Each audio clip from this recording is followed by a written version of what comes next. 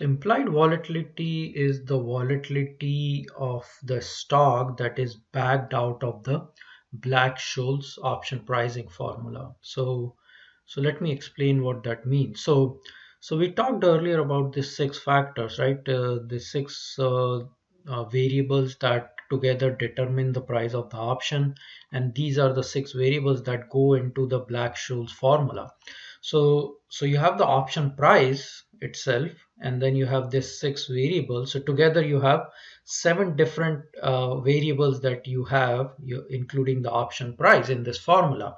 And if you are given any six out of those seven, then you should be able to compute the seventh one, right? And that is essentially the idea behind implied volatility. So let's actually look at this different variables one by one again and see how readily available they are. So option price is of course determined in the market just like a stock price. So you don't really need the formula to calculate the option price.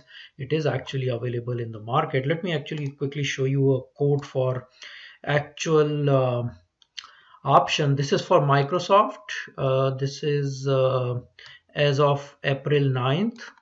Okay, 2020, and you can see the strike price here at this time. I mean, the Microsoft stock is trading at around 165.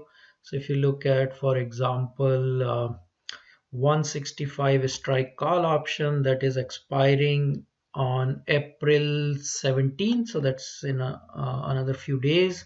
165 strike, right? The bid price is 325, the ask price is 370. Again, remember the market is closed right now, so the spreads might be a little bit higher than what you would normally see, but that tells you that you have the right to buy a share of IBM at 165. For that, the ask price is 370, right?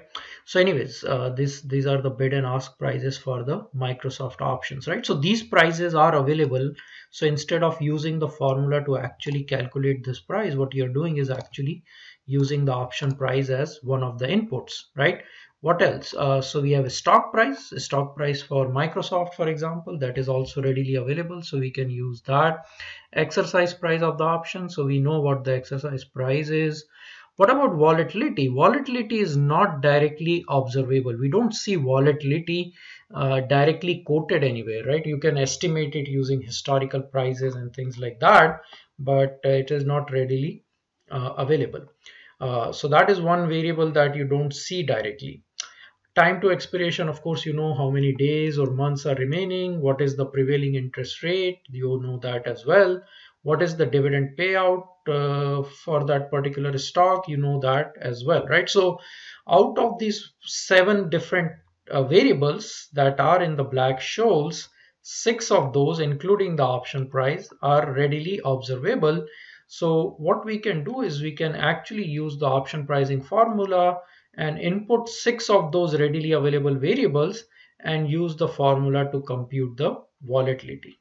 All right, and that volatility that is computed from the Black-Scholes option pricing formula is what is referred to as the implied volatility. So you can compute, for example, implied volatility of Microsoft, or you can compute implied volatility of any other stock for which there are traded options. Okay, so you can actually see here in this quote page that I have from barchart.com, along with the prices, you also have implied volatility. This IV here stands for implied volatility. So implied volatility information is actually provided there. So you use this option prices and other inputs into the Black-Scholes, and that's how you back out this implied volatility. Again, these numbers are quite high right now because the markets have been pretty volatile recently.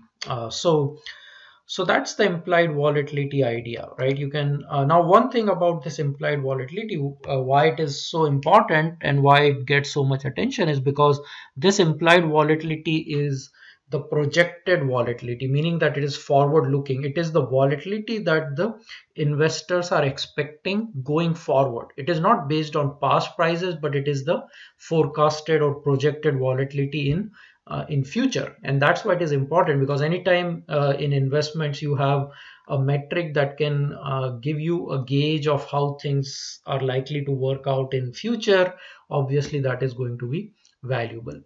One other important thing related to this implied volatility is that just like you can compute the implied volatility for Microsoft or Apple or any other stock, you can actually compute the implied volatility of S&P 500 as well, right? So S&P 500 index also has options trading on the index, and so you can use that same idea of using the Black-Scholes to figure out the implied volatility of S&P 500.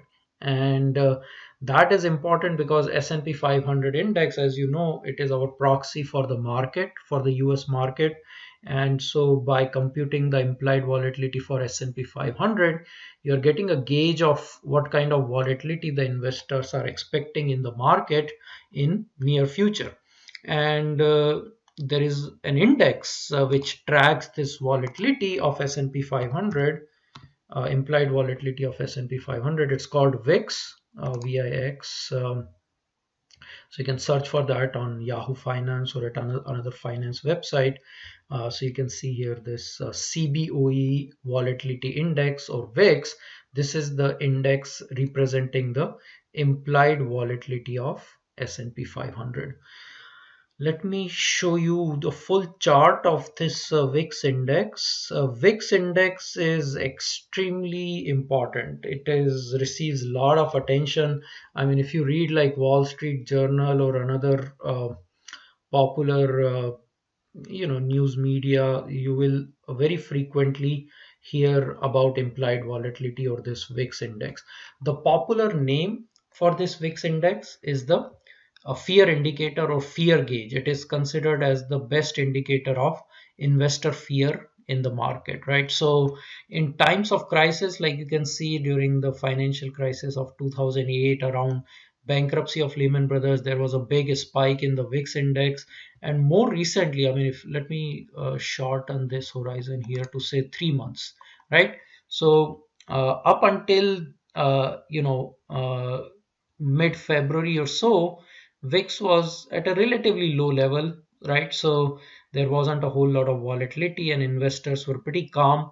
But once, with this coronavirus and the lockdowns and things like that, you can see that the markets have been extremely volatile, and that is also reflected in this VIX index. It actually went all the way to almost 80, or actually a little bit higher than 80, and just recently it has actually come back down, but still at an elevated level compared to where it was a couple of months ago, right? So you can see that VIX actually is reflecting a fear in the marketplace, how panicked or scared the investors are. So I have another chart on your slides that you can look at. Here is the chart. This goes from 1990 to 2013. So you can see anytime there is a crisis situation, you have the Gulf War, you have the 9/11 terrorist attacks. Long-term capital management is a hedge fund that failed in the late 90s. You of course have the financial crisis of 2008 2009, downgrade of US debt in 2011. So there are these sort of situations where investors are panicking, and that is reflected in the elevated level of VIX. So pretty much every day these days, if you read the news articles, finance related articles, you would find some reference to VIX, right? So this is VIX is the implied volatility of S&P 500. Okay, so again, like I said, you don't need to worry about Black-Scholes or any calculations related to Black-Scholes, but just know that implied volatility is calculated from Black-Scholes formula, and VIX is actually the implied volatility of S&P 500 index. Okay. The last part in our options discussion is this relationship called the put-call parity. Put-call parity, it's an important no arbitrage relationship. It's basically a relationship that links the prices of four commonly traded assets under certain assumptions, it can be shown that the price of a call option plus the price of the bond equals the price of the put option and the price of the stock for that company. So call price plus bond price equals put price plus stock price. Under certain assumptions, this relationship should always hold. It's a no arbitrage relationship. Any violation of this put call parity, it suggests that one or more of these assets are mispriced. So a very simple relationship that links the prices of four securities for any company, the put call parity relationship. I'm not going to go into the details of derivation of how you get to this relationship, but I just wanted you to be aware of this important no arbitrage relationship between the prices of four commonly traded assets. Okay.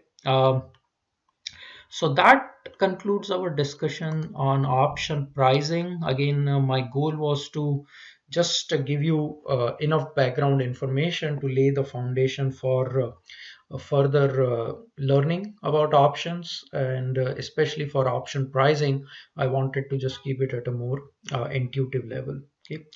Uh, Next up, what we are going to do is we are going to work on some practice problems from chapters 15 and 16, and that would then just wrap up our discussion from these topics.